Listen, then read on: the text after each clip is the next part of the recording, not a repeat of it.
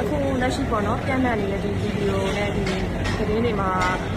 ရေးထားပြီးပေါ်ပြထားပြီးပေါ့နော်အဲ့ case ကအဲ့ဗီဒီယိုထဲမှာဖြစ်နေတာဒီ sexual assault လည်းမဟုတ်ဘူး raping case လည်းမဟုတ်ဘူးပေါ့နော်အဲ့ဒီရှင်းပြပါမယ် Okay.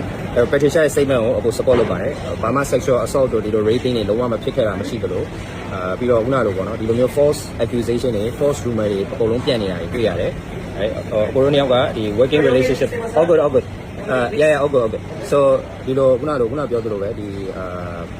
ဘာပဲတော့ရောက်ပါတယ်။ပြောတော့ပါဟိုကိစ္စဗီဒီယိုကိစ္စ okay အဲ့တော့ဒီအကိုတို့နှစ်ယောက်ကလည်း working relationship ကလည်း very good right အဲ့တော့ပြောချင်တာစိတ်ဆောက်လည်းအကိုတို့ဒီ project တွေလုပ်နေတာရှိတယ်